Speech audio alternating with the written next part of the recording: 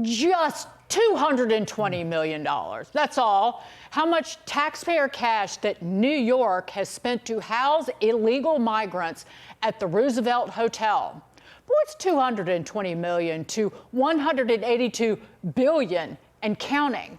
The cost of the Biden-Harris border crisis, and Doge's Vivek Ramaswamy is having none of it, eviscerating the city after a report revealed that the hotel is owned by the government of Pakistan. Posting on X, quote, NYC taxpayers are effectively paying a foreign government to house illegals in our own country.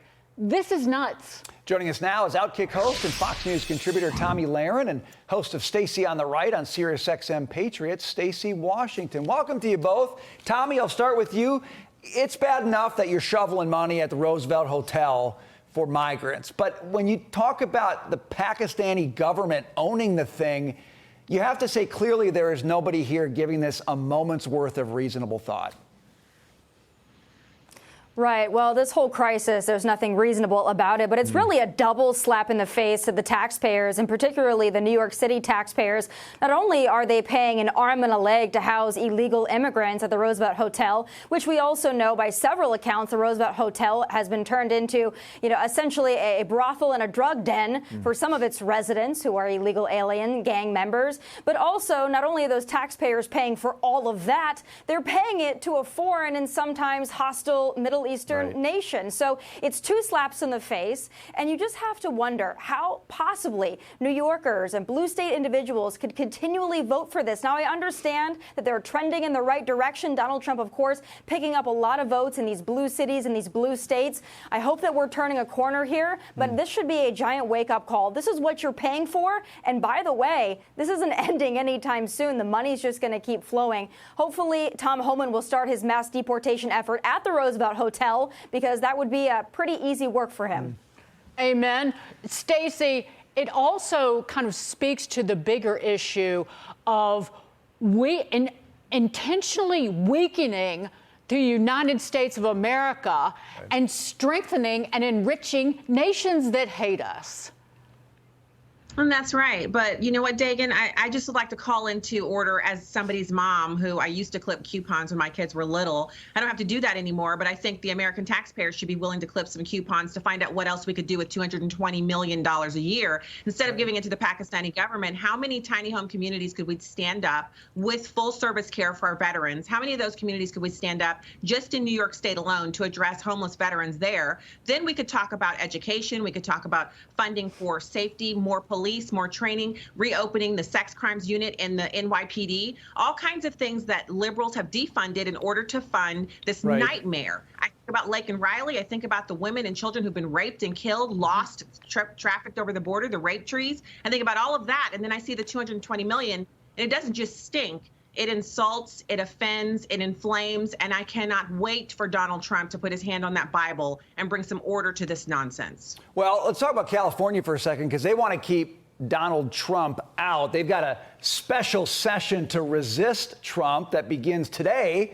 Now, nobody really knows what that means. Even a former member of the resistance himself, former California Assembly Speaker Anthony Rendon, he tells Politico, quote, I love this, it almost feels like a cliche now. The resistance, I don't know what that means. I really don't. You know what, Tomi? I believe him. I don't think anybody there really knows what it means. No, and I think it would be a better effort to California-proof America. If you look at California, fifth largest economy in the world, but many parts of it look like the third world. I mean, you really have to try to govern a state that poorly. They've got the most illegal immigrants in the nation. They have the worst homeless crisis in the nation. They've got the highest taxes. They have the highest gas prices. I mean, nothing is going right in California besides the natural beauty of it.